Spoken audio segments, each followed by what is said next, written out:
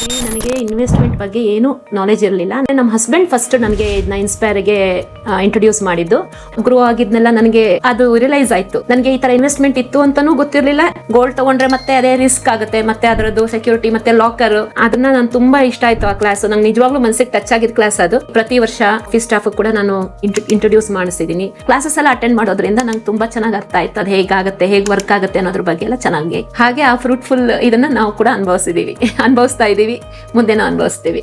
Mutual fund investments are subject to market risks. Read all scheme related documents carefully. ನನ್ನ ಹೆಸರು ಛಾಯಾ ಅಂತ, ನಾನು home maker. ನನ್ನ ಮಗಳು ಯಶಸ್ವಿನಿ ಅಂತ, ಅವಳು ಈಗ 3 years ಇಂದ SIP ನಲ್ಲಿ ಇನ್ವೆಸ್ಟ್ ಮಾಡ್ತಾ ಇದ್ದಾಳೆ. ಆಕ್ಚುಲಿ ನನಗೆ ಇನ್ವೆಸ್ಟ್ಮೆಂಟ್ ಬಗ್ಗೆ ಏನು ನಾಲೆಜ್ ಇರಲಿಲ್ಲ. ನಮಗೆ ಗೊತ್ತಿದ್ದು ಎರಡೇ, ಒಂದು FD, ಇನ್ನೊಂದು RD. ಸೊ ನನಗೆ ಅನಿಸ್ತಾ ಇತ್ತು, ತುಂಬಾ ಕಾಯಿಸ್ತಾ ಇದ್ರು, ಒಂದೊಂದಕ್ಕೂ ಇದು ಮಾಡಬೇಕಿತ್ತು. ನಮ್ಮ ಹಣ ನಾವು ತಗೊಳ್ಬೇಕಾದ್ರೂ ಒಂದ್ 2-3 ಸಲ ಓಡಾಡಿಸ್ತಾ ಇದ್ರು.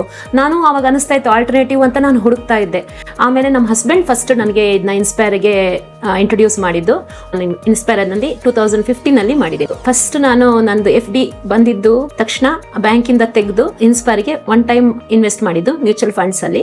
ಆವಾಗಿಂದ ಒಂದೊಂದೇ ನಮಗೆ ಗ್ರೋತ್ ಆಗಿದ್ ನೋಡಿ ಆಮೇಲೆ ಕೂಡ ಅಪ್ಗ್ರೇಡ್ ಮಾಡ್ತಾ ಬಂದೆ. ಆಮೇಲೆ SIP ಇನ್ವೆಸ್ಟ್ಮೆಂಟ್ ಮಾಡಿದೆ. ಗ್ರೋ ಆಗಿದ್ನೆಲ್ಲ ನನಗೆ ಅದು ರಿಯಲೈಸ್ ಆಯ್ತು. ನನಗೆ ಈ ತರ ಇನ್ವೆಸ್ಟ್ಮೆಂಟ್ ಇತ್ತು ಅಂತಾನೂ ಗೊತ್ತಿರಲಿಲ್ಲ. ಇವಾಗ್ಲೂ ಕೂಡ ನಾವು ಇನ್ವೆಸ್ಟ್ ಮಾಡಿದ್ಮೇಲೆ ಮರ್ತ್ ಬಿಟ್ಟಿದೀವಿ. ಶರಣ್ ಸರೇ ಎಲ್ಲ ನೋಡ್ಕೋತಾ ಇರೋದು.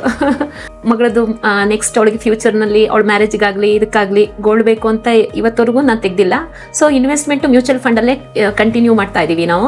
ಅದೇನು ಹೈಕ್ ಆಗುತ್ತೆ ಅದನ್ನ ಆಮೇಲೆ ಕೂಡ ಅವ್ರಿಗೆ ರಿಕ್ವೈರ್ಮೆಂಟ್ ಇದ್ದಾಗ ನಾವು ಕರೆನ್ಸಿನ ಗೋಲ್ಡ್ ಕನ್ವರ್ಟ್ ಮಾಡ್ಕೋಬಹುದು. ಗೋಲ್ಡ್ ತಗೊಂಡ್ರೆ ಮತ್ತೆ ಅದೇ ರಿಸ್ಕ್ ಆಗುತ್ತೆ, ಮತ್ತೆ ಅದರದ್ದು ಸೆಕ್ಯೂರಿಟಿ ಮತ್ತೆ ಲಾಕರ್, ಈಚ್ ಇಯರ್ ಅದನ್ನ ಲಾಕರಿಗೆ ನಾವು ಇದು ಮಾಡಬೇಕು. ಸೊ ಪ್ರಿಫರಬಲ್ ಆಗಿ ಮ್ಯೂಚುವಲ್ ಫಂಡ್ಸ್ ಅಲ್ಲೇ ಇದು ಮಾಡೋದು. ಲೇಡೀಸ್ಗೆ ಏನಾಗುತ್ತೆ ಅಂತಂದ್ರೆ ಫೈನಾನ್ಸ್ ಫ್ರೀಡಮ್ ಒಂದಿರಲ್ಲ. ಮತ್ತೆ ನಮ್ಗೆ ಇದನ್ನ ಹೆಂಗ್ ಮನೆಯಲ್ಲಿ ಮ್ಯಾನೇಜ್ ಮಾಡಬೇಕು, ಫೈನಾನ್ಸ್ ನ ಹೆಂಗ್ ಮ್ಯಾನೇಜ್ ಮಾಡಬೇಕು, ಇದರ ಬಗ್ಗೆ ನಮ್ಗೆ ಏನು ನಾಲೆಜ್ ಇರಲಿಲ್ಲ. ಶರಣ್ ಸರ್ದು ಕ್ಲಾಸಸ್ ಎಲ್ಲ ಅಟೆಂಡ್ ಆಗ್ತಾ ಇನ್ಸ್ಪೈರ್ ನಲ್ಲಿ ಪ್ರತಿ ವರ್ಷ ಕಂಡಕ್ಟ್ ಮಾಡ್ತಾ ಇದ್ರು. ಸೊ ಅದನ್ನೆಲ್ಲ ನಾವು ಅಟೆಂಡ್ ಮಾಡ್ತಾ ಇದ್ದೆ. ನಾನು ಯಾವುದು ಮಿಸ್ ಮಾಡ್ತಾ ಇರ್ಲಿಲ್ಲ. ಅವಾಗಲೇ ಅನ್ಸಿದ್ದು, ಅವರು ಒಂದು ಕ್ಲಾಸಲ್ಲಿ ಹೇಳಿದ್ರು, ಇದು ನಮಗೆ ಮಕ್ಕಳಿಗಿಂತ ಫಸ್ಟ್ ಬರೋದು ನಮ್ಮ ಇನ್ವೆಸ್ಟ್ಮೆಂಟ್ ಅಂತ. ಮಕ್ಕಳು ನಮ್ಮನ್ನ ನೋಡ್ತಾರೆ ಅನ್ನೋ ನಂಬಿಕೆ ನಮ್ಗಿಲ್ಲ. ಅವರು ನೋಡ್ಕೊಂಡ್ರೆ ವೆಲ್ ಅಂಡ್ ಗುಡ್, ಇಲ್ಲ ಅಂತಂದ್ರೂ ಕೂಡ ನಮಗೆ ನಾವು ಇಂಡಿಪೆಂಡೆಂಟ್ ಆಗಿರ್ಬೇಕು ಯಾವ ಟೈಮಲ್ಲಿ ಕೂಡ. ಅದನ್ನ ನಾನು ತುಂಬಾ ಇಷ್ಟ ಆಯ್ತು ಆ ಕ್ಲಾಸ್. ನಂಗೆ ನಿಜವಾಗ್ಲೂ ಮನಸ್ಸಿಗೆ ಟಚ್ ಆಗಿದ್ದ ಕ್ಲಾಸ್ ಅದು. ರಿಟೈರ್ಮೆಂಟ್ ಪ್ಲಾನಿಂಗ್ ಇಂದ ಹಿಡಿದು ಶರಣ್ ಸರ್ ತಿಳಿಸ್ಕೊಟ್ಟಿದ್ದಾರೆ ತುಂಬಾ ಚೆನ್ನಾಗಿ. ನಮ್ಗೆ ಅದರಿಂದಾನೇ ಕಾನ್ಫಿಡೆನ್ಸ್. ಇವತ್ತು ನಮ್ಮ 10 ವರ್ಷದ ಇನ್ವೆಸ್ಟ್ಮೆಂಟ್ ಅಲ್ಲಿ ನಮ್ಗೆ ಏನ್ ಬೆಳೆದಿದೆ, ಮಕ್ಕಳು ನೋಡ್ಬೇಕಂತಾನು ಇಲ್ಲ, ಎಕ್ಸ್ಪೆಕ್ಟೇಷನ್ ನಾವು ಇಟ್ಕೋಬಾರ್ದು. ನಮ್ಗೆ ಎಜುಕೇಶನ್ ಪ್ಲಾನಿಂಗ್ ಆಗ್ಲಿ, ನಮ್ ಟ್ರಿಪ್ ಪ್ಲಾನಿಂಗ್ ಆಗ್ಲಿ ಪ್ರತಿ ವರ್ಷ.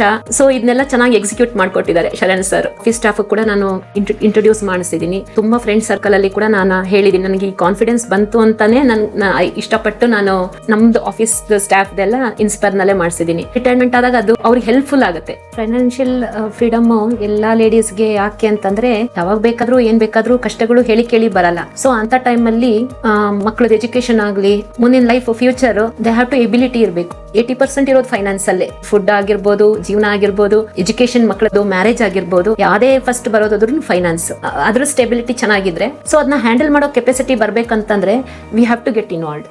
ಅಂದ್ರೆ ಹಣ ಹೇಗೆ ಗ್ರೋ ಆಗುತ್ತೆ ಅನ್ನೋ ಕಾನ್ಫಿಡೆನ್ಸ್, ಮತ್ತೆ ನಮ್ಮ ರಿಕ್ವೈರ್ಮೆಂಟ್ ಅಲ್ಲಿ ಅದರಿಂದ ಮ್ಯಾನೇಜ್ ಮಾಡಬಹುದು ಅನ್ನೋದನ್ನು ನಮಗೆ ಗೊತ್ತಾಗ್ತಾ ಹೋಯ್ತು. ಹಾಗೆ ಆ ಫ್ರೂಟ್ಫುಲ್ ಇದನ್ನ ನಾವು ಕೂಡ ಅನುಭವಿಸ್ತಾ ಇದೀವಿ, ಮುಂದೆನೂ ಅನುಭವಿಸ್ತೀವಿ. ಅರ್ಲಿ ಏಜ್ ಅಲ್ಲಿ ಮಾಡಿದ್ರೆ ಏನೇನು ಅಡ್ವಾಂಟೇಜಸ್ ಇದೆ ಇದ್ರ ಬಗ್ಗೆ ಎಲ್ಲ ಗೊತ್ತಾಯ್ತು. ನಾವು ಹೆಣ್ಮಕ್ಳಿಗೆ ದುಡ್ಡು, ಡೌರಿ, ಗೋಲ್ಡ್ ಇನ್ನೇನೇ ಕೊಡೋದ್ಗಿಂತ ಇನ್ ಮುಂದಿನೂ ಅವ್ಳಿಗೆ ಏನಾದ್ರು ಕೊಡೋದಾದ್ರೆ ಗೋಲ್ಡ್ ಬದಲು ನಾವು ಮ್ಯೂಚುವಲ್ ಫಂಡ್ಸ್ ಇನ್ವೆಸ್ಟ್ಮೆಂಟ್ ಕೊಡೋದು.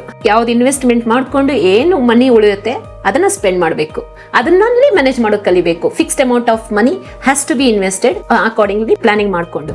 ಇನ್ಸ್ಪೈರ್ ಇಂಡಿಯಾ ಜೊತೆ ನಮ್ದು ಫೈನಾನ್ಷಿಯಲ್ ಜರ್ನಿ ಅಂತೂ ಅಬ್ಸಲ್ಯೂಟ್ಲಿ ಔಟ್ಸ್ಟ್ಯಾಂಡಿಂಗ್. ರಿಯಲಿ ನಮ್ಗೆ ಯಾವತ್ತೂ ಇದ್ರ ಬಗ್ಗೆ ಗೊತ್ತೂ ಇಲ್ಲ. ಈ ಫೈನಾನ್ಷಿಯಲ್ ಫ್ರೀಡಮ್ ಅನ್ನೋದು ವರ್ಡ್ ಕೂಡ ಕೇಳಿರ್ಲಿಲ್ಲ. ಫ್ಯೂಚರ್ ಮೇಲೆ we have lot of confidence. ಇವನ್ ಸಾಯೋ ತನಕ ನಮ್ ಕಾಲ್ ಮೇಲೆ ನಾವು ನಿಂತಿರ್ತೀವಲ್ಲ, ಅದು ನೆನ್ಸ್ಕೊಂಡ್ರೇನೆ ಅದು ಖುಷಿ ಆಗುತ್ತೆ. ಅದನ್ನ ಅಚೀವ್ ಮಾಡಕ್ಕೆ ಇನ್ಸ್ಪೈರ್ ಇಂಡಿಯಾ ಇಂದ ತುಂಬಾ ಹೆಲ್ಪ್ ಆಗಿದೆ. ನಮ್ದು ಸೇವಿಂಗ್ ಇಂದ ಹಿಡಿದು wealth creation and building wealth, ಈ ಜರ್ನಿ ತುಂಬಾ ಹ್ಯಾಪಿಯಾಗೂ ಇದೆ. ಜೊತೆಗೆ ವಿ ಆರ್ ಎಂಜಾಯಿಂಗ್ ಆಲ್ಸೋ. ಎಲ್ಲಾ ವುಮೆನ್ಸ್ ಕೂಡ ಖಂಡಿತ ಫೈನಾನ್ಷಿಯಲ್ ಇಂಡಿಪೆಂಡೆಂಟ್ ಇರಲೇಬೇಕು. They should also pay tax payer ಆಗಬೇಕು, contributing to the nation. This my message. Mutual fund investments are subject to market risks. Read all scheme related documents carefully.